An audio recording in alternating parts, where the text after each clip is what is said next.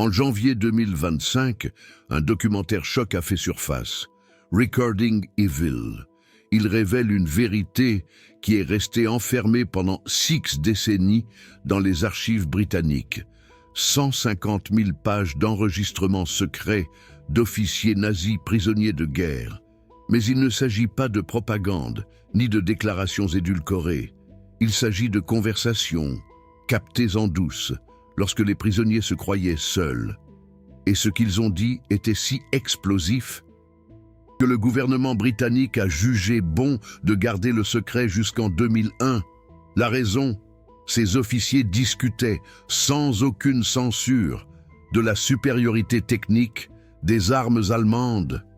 Parallèlement, en octobre 2025, le site web Socialiste Mondial écrivait « L'Allemagne lance son plus grand programme de réarmement depuis Hitler, 377 milliards d'euros pour Rheinmetall et l'industrie de l'armement. Le monde entier débat.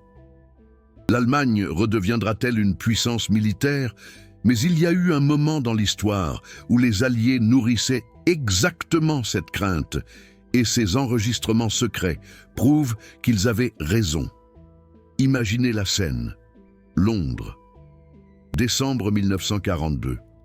Dans une demeure victorienne nommée Trent Park, à 16 km au nord de Londres, des généraux et officiers allemands sont assis dans des pièces confortables. Ils jouent aux échecs, discutent de philosophie, fumant des cigares, on dirait un cercle de gentlemen. Mais derrière les murs, dans les lustres, sous les tables, se cachent des microphones, des centaines de microphones. Et dans une pièce secrète, au sous-sol, des espions britanniques, munis de casques, transcrivent chaque mot.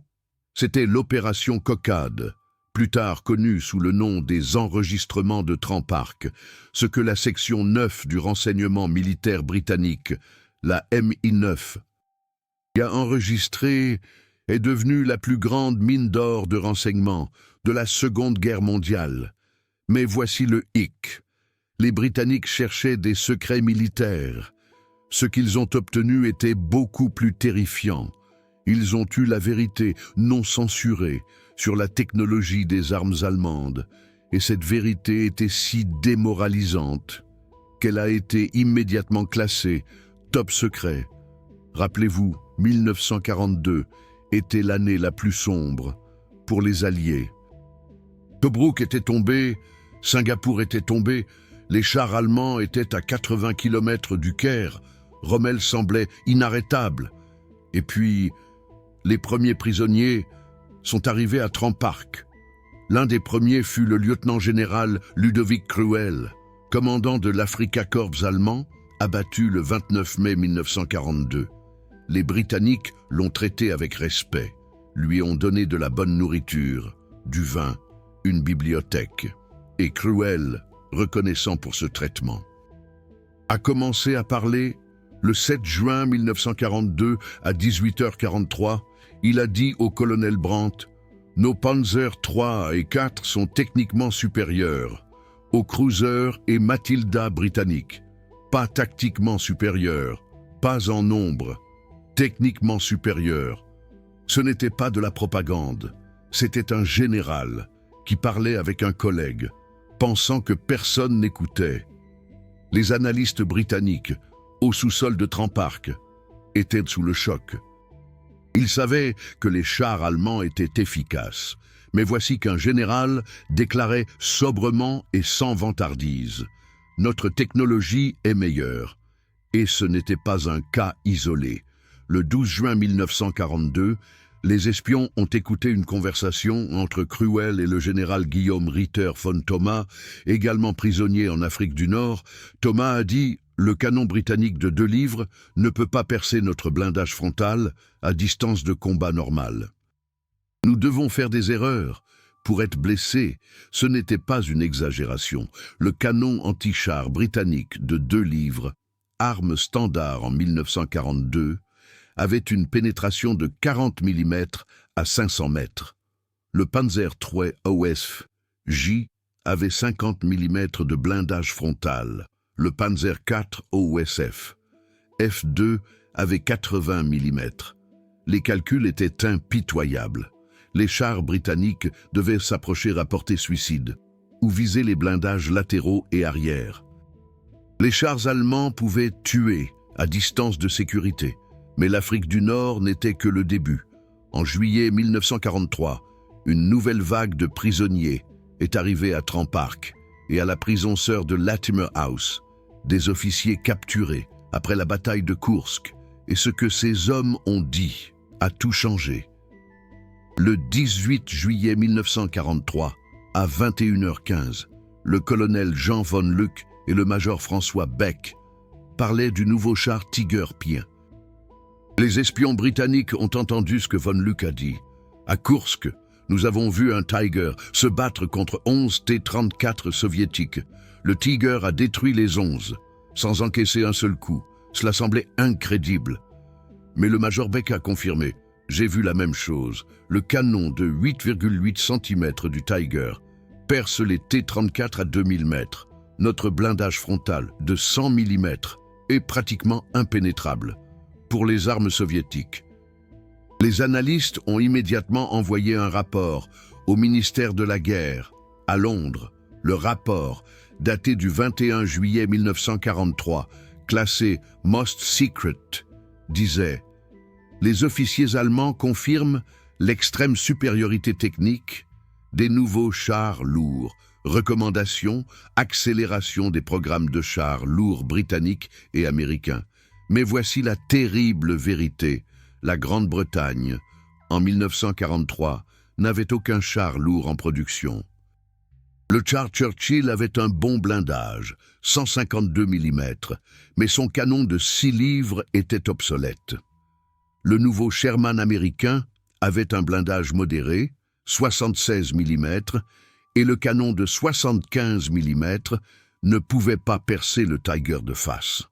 Les Alliés savaient maintenant, de la bouche même des officiers allemands, qu'ils allaient au combat de chars, avec un matériel inférieur. Et puis est arrivé août 1943. Un nouveau prisonnier a été amené à Trent Park. Le major Benoît Meyer, commandant de chars de la 2e Panzer Division, capturé en Sicile. Meyer était frustré par sa captivité et parlait abondamment. Le 23 août 1943, dans l'après-midi, il parlait avec le colonel Guillaume von Schlieben du Panther Ausf. Dès le nouveau char moyen, Meyer a dit « Le Panther a un canon de 7,5 cm KVK 42L70. Ce canon perce 140 mm de blindage à 1000 mètres. Aucun char allié que j'ai vu ne peut survivre à ça. » Le blindage frontal du Panther, 80 mm incliné à 55 degrés, équivaut effectivement à 140 mm. Le Sherman ne peut pas nous tuer de face. Les analystes britanniques étaient désespérés. Ils ont vérifié les déclarations de Meyer avec des rapports de renseignement venant de l'Union soviétique. Tout concordait. Le Panther n'était pas seulement meilleur que les chars alliés. Il était dans une autre catégorie, un rapport secret de Mi-9, daté du 30 août 1943, disait « Les chars moyens allemands sont maintenant techniquement supérieurs à tous les chars lourds alliés. Cela constitue une menace existentielle pour l'invasion prévue de la France. Recommandation, révision de la tactique des chars. La supériorité numérique doit compenser l'infériorité technique. Relisez ça. La supériorité numérique doit compenser l'infériorité technique. C'était la stratégie officielle britannique, pas char contre char. Mais beaucoup de chars contre quelques chars supérieurs. Mais les enregistrements de Trent Park et Latimer House ont révélé des vérités encore plus sombres. En septembre 1943, des officiers de la Luftwaffe, capturés après le crash de leur bombardier au-dessus de l'Allemagne, arrivèrent à Trent Park. L'un d'eux était le Hauptmann, capitaine Heinz Baer, un AS de l'aviation de chasse, crédité de 96 victoires aériennes. Le 14 septembre 1943, au soir, Baer discuta avec le major Günther Rall, également un as, totalisant 151 victoires. Baer affirma « Le nouveau Messerschmitt Me 262, c'est l'avenir. 2 réacteurs. 870 km/h. Aucun chasseur allié ne peut nous rattraper. » Rall répondit « Je l'ai vue. Elle n'est pas seulement rapide, elle est stable, maniable. Si nous en avions assez, nous pourrions reconquérir la supériorité aérienne. » Les espions britanniques entendirent cela et furent alarmés. Ils étaient au courant des rumeurs concernant les avions à réaction allemands, mais là, 2 pilotes expérimentés confirmaient « Cette machine fonctionne ». Un rapport fut immédiatement envoyé à la Royal Air Force et à l'US Army Air Force. Le rapport, daté du 17 septembre 1943, classifié « Top Secret », stipulait « Des officiers allemands confirment l'existence d'un avion à réaction opérationnelle, doté d'une vitesse supérieure. Menace pour les offensives de bombardiers alliés. Recommandation : accélérer les programmes d'avions à réaction alliés et donner la priorité à la destruction des sites de production de jets allemands. » Ce fut un tournant. Les Alliés savaient désormais que la technologie allemande n'était pas seulement supérieure. Elle était futuriste. Octobre 1943, davantage de prisonniers, davantage de révélations. Le colonel Walter Dornberger, capturé après un accident de train en Pologne, arriva à Latimer House. Dornberger était officier d'artillerie, mais il parla d'autre chose, des missiles, le 9 octobre 1943, dans l'après-midi. Dornberger déclara au major Leo Freiherr von Schweppenburg « Nous avons développé un missile balistique à Peenemünde, l'A4, maintenant appelé V2. Il vole à 90 km d'altitude, 5000 km/h, portée 300 km. Il n'y a aucune défense contre lui. On ne peut pas l'abattre. On ne peut pas l'intercepter. Il tombe simplement du ciel. » Les analystes britanniques pensèrent d'abord que Dornberger exagérait, mais ils vérifièrent ces affirmations avec des photos de reconnaissance aérienne de Peenemünde sur la mer Baltique. Tout concordait. Les missiles étaient réels. Le 11 octobre 1943, la section 9 du renseignement militaire envoya un rapport urgent à Winston Churchill en personne. Le rapport disait « Des officiers allemands confirment le développement de missiles balistiques à longue portée, technologiquement sans équivalent allié. Menace pour Londres et d'autres villes. Recommandations. Bombardement immédiat de Peenemünde et des installations connexes. » 2 semaines plus tard, le 17 octobre 1943, la RAF bombarda Peenemünde à nouveau. L'opération coûta 40 bombardiers et 290 membres d'équipage. Mais elle retarda le programme V2 de plusieurs mois. Pensez-y, les enregistrements de Trent Park menèrent directement à des opérations militaires. Ce n'était pas seulement une collecte passive d'informations, c'était l'étalon or du renseignement, des officiers ennemis, disant la vérité sans contrainte, et des analystes, agissant rapidement. Mais voici le problème, chaque révélation était démoralisante. Chaque conversation confirmait que la technologie des armes allemandes, en 1943, était en avance sur les Alliés. Les Tigers et les Panthers surpassaient les chars alliés.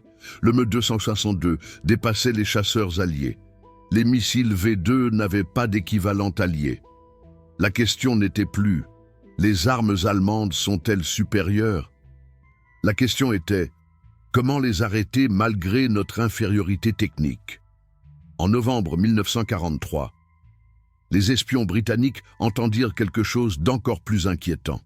Le général-major, général de division, Dietrich von Koltitz, capturé après la bataille de Salerne, parla de la capacité de production allemande. Le 24 novembre 1943, von Koltitz dit au général-major Kurt Dittmar « Albert Speer a triplé la production de chars. Nous produisons maintenant 1200 chars par mois. La plupart sont des Panzer IV, mais nous augmentons les Tigers et les Panthers.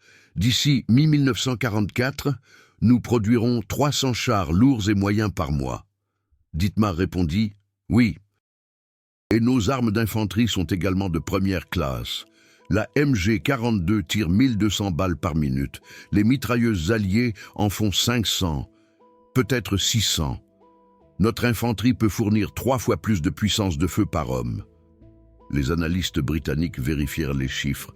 Tout concordait. Albert Speer, le ministre de l'armement d'Hitler, avait effectivement révolutionné la production allemande. Malgré les bombardements alliés, la production de chars augmentait. Malgré les pénuries de matériaux, la qualité s'améliorait. Un rapport de la section 9 du renseignement militaire du 28 novembre 1943 disait « La capacité de production allemande dépasse les estimations des services de renseignement. La combinaison de la supériorité technique et de l'augmentation de la production pose un défi majeur. » Stratégie. La supériorité aérienne et la supériorité numérique restent les seuls avantages alliés. Ce fut un aveu frustrant. Les Alliés ne pouvaient pas égaliser la technologie allemande en 1943. Ils ne pouvaient qu'essayer de la surpasser avec la masse. Mais ensuite, 20 décembre 1943, et les enregistrements prirent une tournure plus sombre. L'Oberstleutnant, lieutenant-colonel Hans Joachim Marseille, un as de l'aviation de chasse avec 158 victoires, fut capturé après son crash en Tunisie. Le 8 décembre 1943, tard dans la soirée, Marseille parla avec le Hauptmann, capitaine Erich Hartmann, le plus grand as de l'aviation de chasse de tous les temps, avec 352 victoires plus tard. Marseille dit « Nos pilotes sont mieux entraînés que les pilotes alliés. Nous avons 240 heures de formation. Les Américains en ont 150, les Britanniques 181. » Hartmann répondit « C'est ça la différence. La technique est importante, mais la formation est plus décisive. Un bon pilote dans un Bf-109 bat un pilote médiocre dans un Spitfire. » Les analystes britanniques réalisèrent que la supériorité allemande n'était pas seulement technologique. C'était l'entraînement, la doctrine, le professionnalisme. Un rapport au ministère de l'Air, daté du 12 décembre 1943, disait « Des officiers allemands confirment une formation de pilote supérieur et une flexibilité tactique.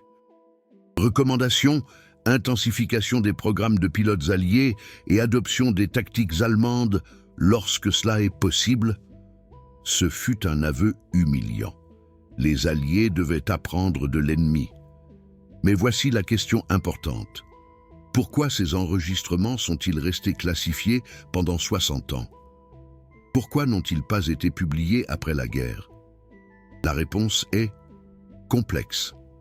Morale publique, politique d'après-guerre. Mais aussi ceci, les enregistrements prouvaient que les Alliés se battaient avec des armes techniquement inférieures, et ils le savaient.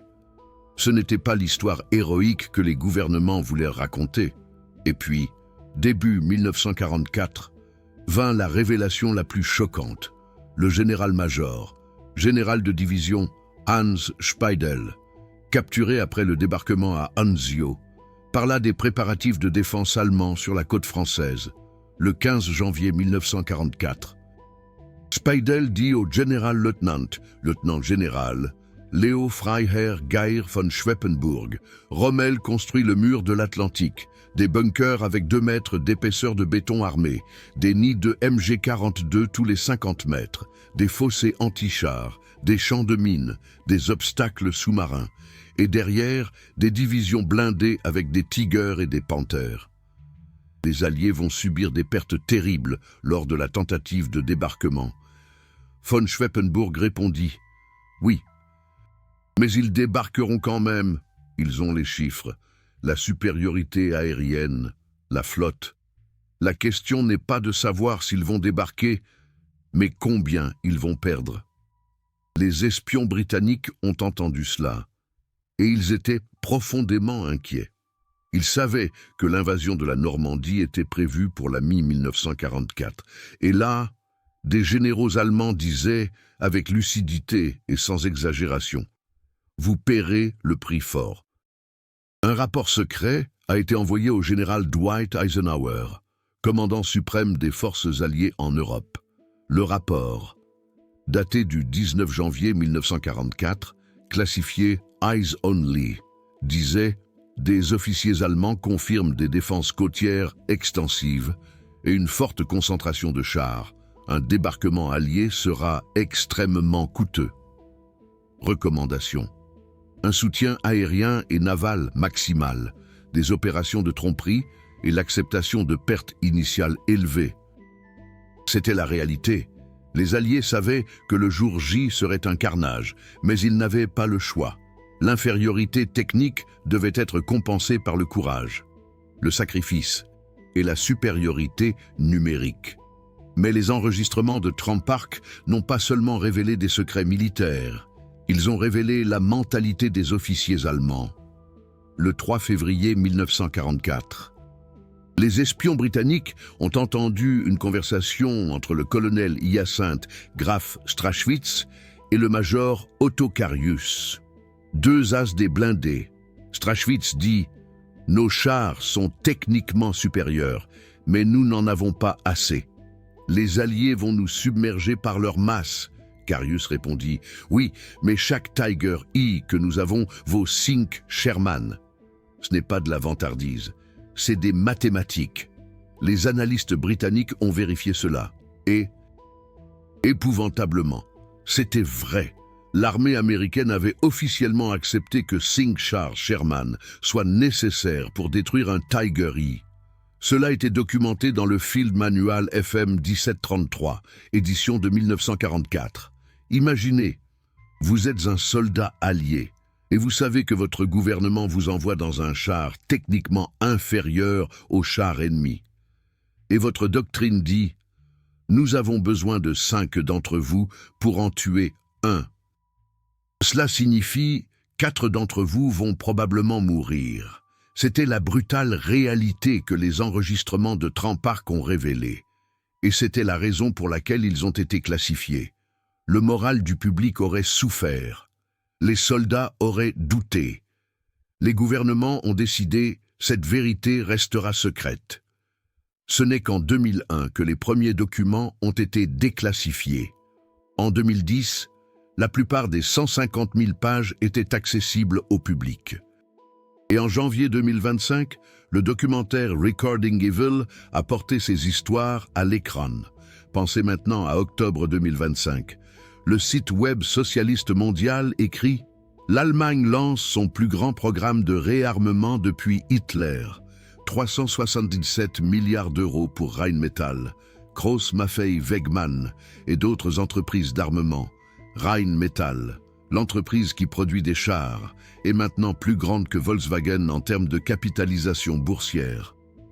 Son cours de bourse a augmenté de 1000% depuis 2022. Le PDG Armin Paperger dit « Nous attendons 300 milliards d'euros de commandes dans les 5 prochaines années. C'est une augmentation de 450%. Est-ce que cela vous semble familier ? Albert Speer, en 1943, a triplé la production de chars. Rheinmetall, en 2025, quadruple son carnet de commandes. Les chiffres sont différents. Le schéma est le même. La puissance industrielle allemande est mobilisée pour la production militaire. Et voici le parallèle inquiétant. En 1943, les Alliés craignaient la technologie des armes allemandes. En 2025, le monde débat du potentiel militaire allemand. Des chars Léopard 2 sont livrés à l'Ukraine. Certains analystes occidentaux disent qu'ils sont décevants. Mais d'autres rappellent, l'ingénierie allemande a une histoire. Et les enregistrements de Trump Park prouvent, lorsque les officiers allemands parlaient honnêtement de leurs propres armes, ils disaient « Nous sommes techniquement supérieurs ». Pas partout, pas pour toujours. Mais en 1943, 1944, oui, les Alliés n'ont pas gagné parce que leurs armes étaient meilleures. Ils ont gagné parce qu'ils avaient plus d'armes, plus de soldats, plus de ressources, plus d'esprit de sacrifice. Mais qu'ont réellement révélé les enregistrements de Trump Park? Ils ont révélé que la guerre n'est pas seulement de la propagande, derrière les histoires officielles. Derrière la rhétorique héroïque, il y a souvent une vérité plus compliquée, plus sombre. La vérité dit que les officiers allemands ont dit sans censure était « Notre technologie était supérieure en 1943 ». La vérité que les analystes alliés ont écrite dans des rapports secrets était « Nous le savons ». Et nous devons nous battre autrement. Ce n'était pas de la lâcheté, c'était du pragmatisme. Les Alliés ont accepté leur infériorité technique et ont compensé par la stratégie, la masse, la supériorité aérienne et le brillant renseignement. L'opération Trent Park elle-même en était un exemple. Les Britanniques ne pouvaient pas vaincre les chars Tiger Im au combat direct, mais ils pouvaient duper les officiers allemands, leur offrir des prisons confortables et les amener à divulguer leurs secrets. Et voici la vraie question. Que se passe-t-il ensuite? La réponse est, les Alliés ont tout changé. Les enregistrements de Trent Park n'étaient pas seulement des informations. Ils étaient un signal d'alarme. Et ils ont conduit à des changements institutionnels qui résonnent encore aujourd'hui. Rappelez-vous, en mars 1944, le ministère de la Guerre britannique a envoyé un mémorandum secret à toutes les divisions blindées. Le mémorandum, classifié Most Secret, était directement basé sur les révélations de Trent Park. Il disait « Les chars lourds et moyens allemands sont techniquement supérieurs. Les attaques frontales contre les Tiger I et Panther Osf D sont interdites, sauf dans des circonstances extrêmes. Tactiques recommandées, flanquement, soutien aérien, tir d'artillerie et supériorité numérique. » C'était une révolution. L'armée britannique, connue pour ses attaques directes, a officiellement accepté « Nous ne pouvons pas les vaincre de front ». Les Américains sont allés encore plus loin. En avril 1944, le US Army Ordnance Department a publié un rapport interne intitulé « German Tank Superiority, Assessment and Response ». Le rapport citait directement les enregistrements de Trent Park, sans en mentionner la source. Il disait « Les chars allemands ont un blindage, un armement et un équipement optique supérieur. Les chars américains doivent compenser par la quantité, la mobilité et les armes combinées. » Le rapport recommandait accélérer le développement de nouveaux chars, équiper les Sherman avec des canons de 76 mm et modifier les tactiques. Mais voici le point. Tout cela a pris du temps. Le jour J était prévu pour juin 1944. Les Alliés n'avaient pas le temps de construire de nouveaux chars. Ils devaient se battre avec ce qu'ils avaient. Et c'est ce qu'ils ont fait. Le 6 juin 1944, 156 000 soldats alliés ont débarqué en Normandie. Au cours des premières 24 heures, les Alliés ont perdu 4 414 hommes. Dans les premières semaines après le jour J, dans le bocage normand, les chars Sherman ont rencontré des Panther OS D et des Tiger I. Les pertes étaient exactement celles que les enregistrements de Trent Park avaient prédites. Brutales. Mais les Alliés avaient quelque chose que les Allemands n'avaient pas. Des ressources infinies. En juin 1944, les États-Unis produisaient 2000 chars par mois. L'Allemagne produisait 300 chars lourds et moyens par mois. Les Américains perdaient 5 Sherman pour chaque Tiger, mais ils avaient 20 Sherman pour chaque Tiger. Les mathématiques étaient cruelles, mais efficaces. Mais voici la leçon la plus importante. Les Alliés apprenaient, en juillet 1944, sur la base de l'expérience au combat et des enregistrements de Trent Park.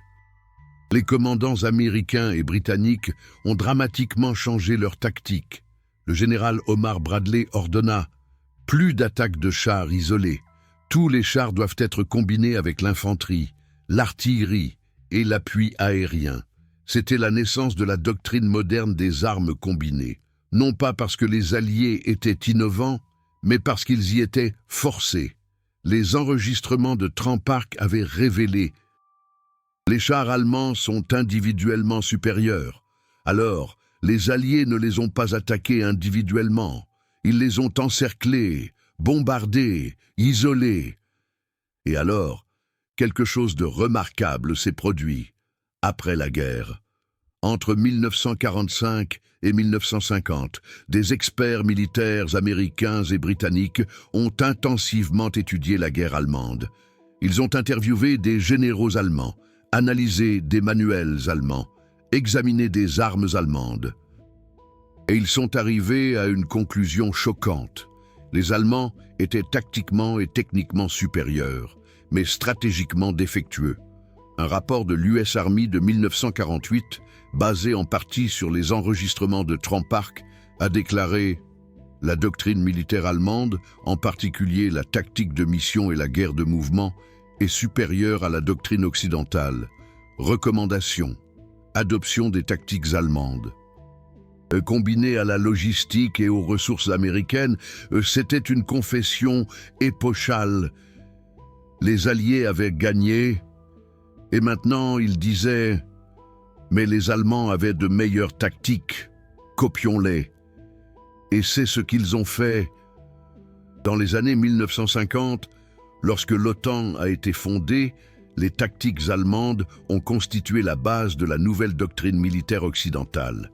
La tactique de mission, le concept allemand de structure de commandement décentralisée, est devenu la norme de l'OTAN, la guerre de mouvement. Le concept allemand d'opération rapide et fluide a été codifié dans les manuels américains et britanniques. Même la conception des chars a changé. Le char américain M60, développé à la fin des années 1950, avait un blindage incliné comme le Panther AOSF. Le char britannique Chieftain avait un blindage frontal lourd et un grand canon, comme le Tiger I. L'ironie était totale. Les Alliés ont gagné la guerre. Et ensuite, ils ont copié les perdants. Mais voici la vérité la plus profonde. Ce n'était pas de la faiblesse, c'était de l'intelligence. Les enregistrements de Trump Park avaient fait quelque chose de rare. Ils avaient donné un aperçu honnête de la supériorité ennemie. Et les Alliés, au lieu de l'ignorer ou de le nier, l'ont accepté et ont appris. C'est la différence entre la propagande et le professionnalisme. La propagande dit « Nos armes sont les meilleures ». Le professionnalisme dit « Nos armes sont inférieures, alors nous devons nous battre plus intelligemment ». Les enregistrements de Trump Park ont permis le professionnalisme. Et cela a aidé à gagner la guerre et à façonner la doctrine d'après-guerre. Mais laissez-moi vous montrer quelque chose de plus spécifique. En mars 1945, peu avant la fin de la guerre, le major général Erich Detlefsen est arrivé à Trump Park. Il avait été capturé après la capitulation du Heeresgruppe Nord. Detlefsen était frustré et parlait ouvertement. Le 18 mars 1945, il a dit au colonel Friedrich von Breusch « Savez-vous ce qui est tragique ? Nous avions au début de 1945 les meilleurs chars qui aient jamais été construits. Le Tiger II, le Königstiger, blindage frontal 185 mm, le canon de 8,8 cm, KWK-43 L71 peut détruire n'importe quel char allié à 3000 mètres. Mais nous n'en avions que 489. Les Américains avaient 50 000 Sherman. C'est la guerre, qualité contre quantité, et la quantité a gagné. Les analystes britanniques ont écouté cela et ont écrit l'un des derniers rapports de Trump Park. Le rapport, daté du 21 mars 1945, disait « Les officiers allemands confirment que les chars allemands sont restés techniquement supérieurs jusqu'à la fin de la guerre. Le Tiger II surpasse tous les chars alliés.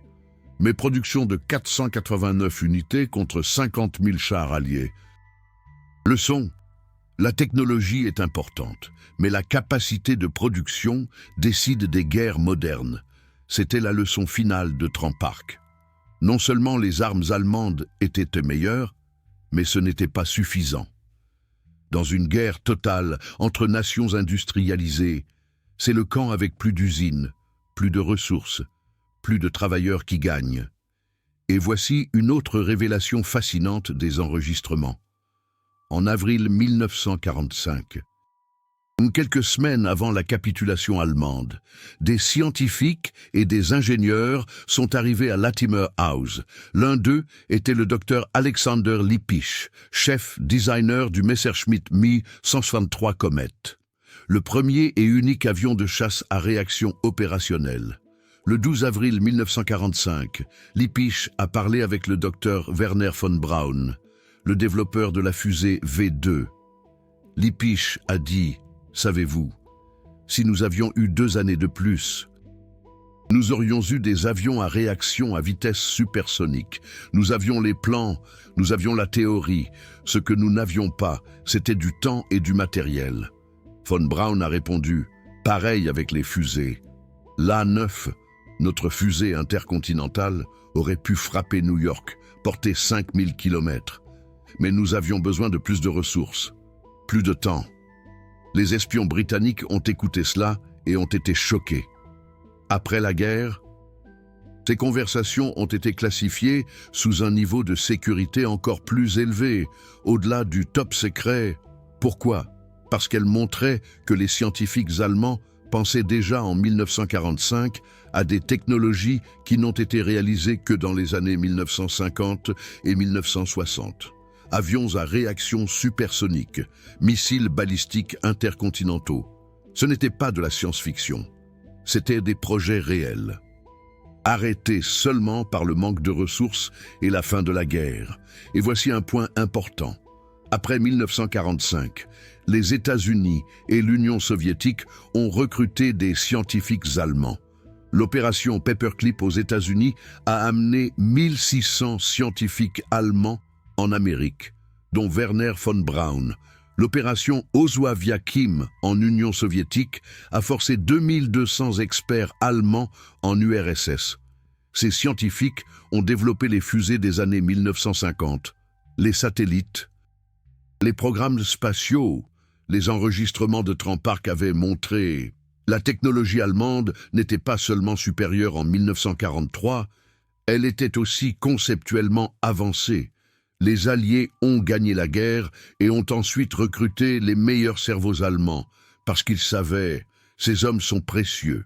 Et puis, il y a une dernière histoire fascinante des enregistrements de Trump-Park. En mai 1945, après la capitulation allemande, certains officiers de haut rang sont restés à Trent Park pour d'autres interrogatoires. L'un d'eux était le maréchal général Gerd von Rundstedt, l'un des généraux allemands les plus haut gradés. Le 23 mai 1945, von Rundstedt s'entretenait avec le colonel général Alfred Jodl des résultats de la guerre. Von Rundstedt déclara: « Nous avons perdu la guerre parce que nous étions stratégiquement stupides. Nos armes étaient meilleures. Nos soldats étaient tout aussi bons. Mais nous nous sommes battus contre le monde entier. C'était de la folie. » Jodl répondit. « Oui, et maintenant, les Alliés vont étudier et copier nos tactiques. Ironie de l'histoire. Nous perdons. Et ils apprennent de nous. » Les analystes britanniques écrivirent, dans leur rapport final, daté du 1er juin 1945, « Les officiers allemands font preuve d'une conscience remarquable de leurs propres erreurs stratégiques, tout en reconnaissant la supériorité technique et tactique. » Recommandations.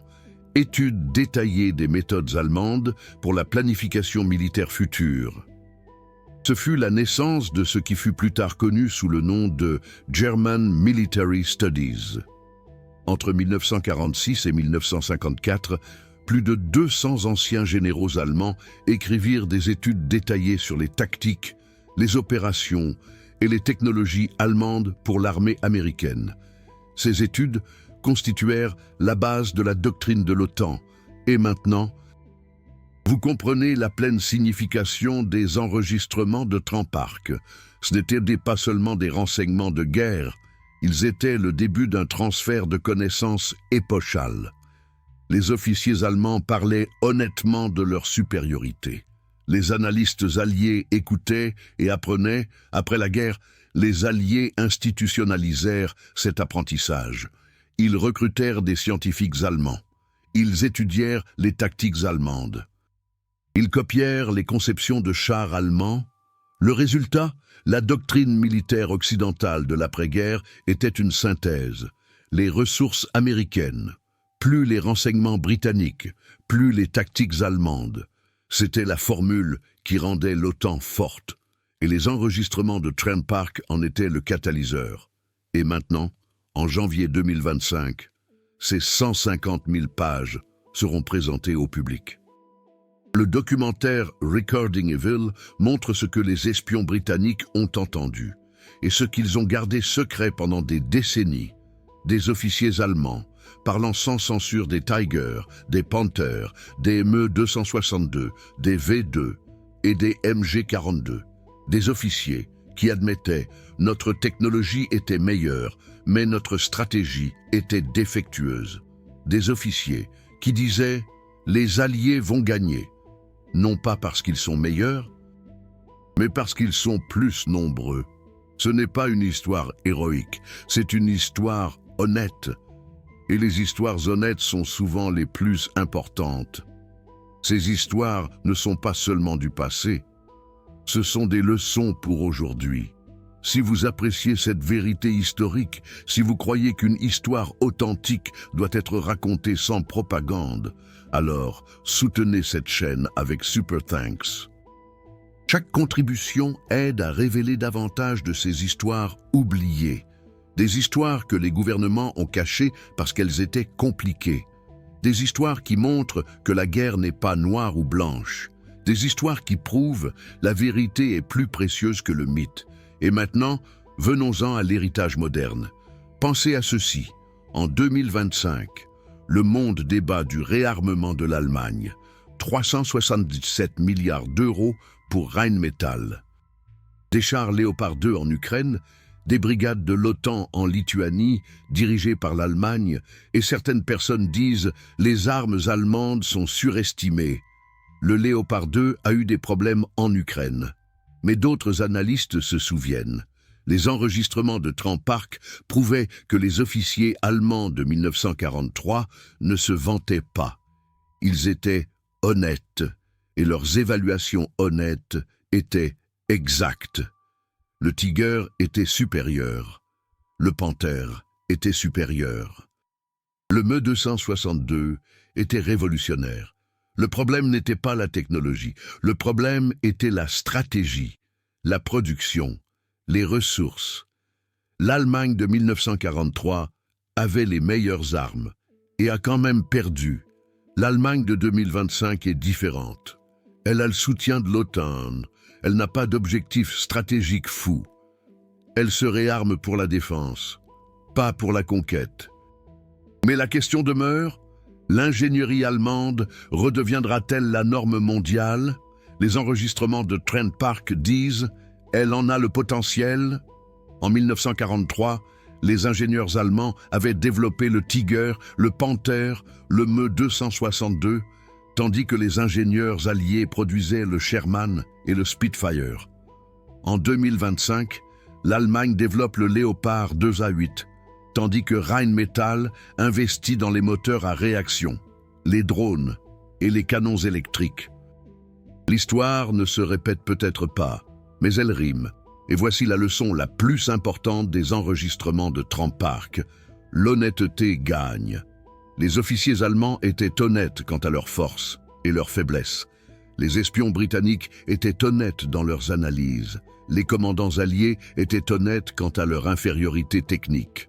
Et cette honnêteté permit aux Alliés de changer leur tactique, de réviser leur doctrine. Et finalement de gagner, la propagande aurait dit « nos chars sont tout aussi bons ». L'honnêteté disait « nos chars sont moins bons, nous avons donc besoin de 5 contre 1 ». La propagande perd les guerres, l'honnêteté les gagne. Les enregistrements de Trent Park sont un monument à l'honnêteté. 150 000 pages de vérité non filtrée, 60 ans classifiées parce qu'elle était inconfortable, maintenant déclassifiée parce que la vérité est plus importante que le mythe. Et enfin, qu'est-ce que cela signifie pour nous aujourd'hui? Cela signifie que l'histoire est compliquée. Cela signifie que la technologie seule ne gagne pas une guerre. Cela signifie que l'honnêteté sur ses propres faiblesses est plus forte que la propagande sur ses forces. Les enregistrements de Trempark ont montré que les armes allemandes de 1943 étaient techniquement supérieures, mais ils ont également montré que la supériorité ne garantit pas la victoire. La stratégie, les ressources, les alliances, le moral, l'esprit de sacrifice, ce sont les facteurs qui gagnent. Et le renseignement, la capacité d'écouter l'ennemi, d'utiliser son honnêteté contre lui, d'utiliser ses propres mots comme une arme, c'était la brillance de Trempark. Pas la torture, pas la contrainte, mais des cigares, des échecs et des microphones cachés, et 150 000 pages de vérité. Aujourd'hui, en novembre 2025. Alors que Rheinmetall décroche des contrats d'une valeur de 377 milliards d'euros, alors que l'Allemagne devient l'armée conventionnelle la plus forte d'Europe, les enregistrements de Trempark nous rappellent: l'ingénierie allemande est réelle, le professionnalisme militaire allemand est réel, mais ils doivent être utilisés sagement. Les officiers allemands à Trempark savaient: nous avons les meilleures armes, mais nous perdons la guerre. En 2025, l'Allemagne sait: nous avons la capacité, mais nous nous battons cette fois pour le bon camp, pour l'OTAN, pour la démocratie, pour la défense. C'est la différence entre 1943 et 2025. Pas la technologie, mais le but. Et peut-être, juste peut-être, est-ce la leçon la plus importante de toutes: Rheinmetall 2025 contre Wehrmacht 1943, Recording Evil 2025 contre Trempark 1943. L'histoire ne se répète pas, mais elle enseigne, et cette leçon, elle est simple. L'honnêteté, le professionnalisme et la justesse des motivations sont plus importants que l'arme la plus puissante. Les Alliés ont gagné en 1945, non pas parce qu'ils avaient de meilleurs chars, mais parce qu'ils ont mieux écouté, mieux appris, et se sont battus pour une cause meilleure. Les enregistrements de Trempark en sont le témoignage: 150 000 pages de vérité brute, non filtrée, révélées au monde maintenant, dans Recording Evil. Et la vérité, comme toujours, est plus complexe et plus fascinante que n'importe quel mythe. Qu'en pensez-vous? Rheinmetall en 2025 est le plus grand réarmement depuis 1945. Recording Evil et 150 000 pages de conversations d'officiers nazis, des Léopard 2 en Ukraine, face aux Tiger en Normandie. L'histoire se répète-t-elle? Ou en tirons-nous des leçons? Partagez vos réflexions dans les commentaires. Discutons des parallèles entre 1943 et 2025. De l'ingénierie allemande, des réactions alliées et des leçons de l'histoire. Votre contribution est précieuse. Parlons-en. Vraiment.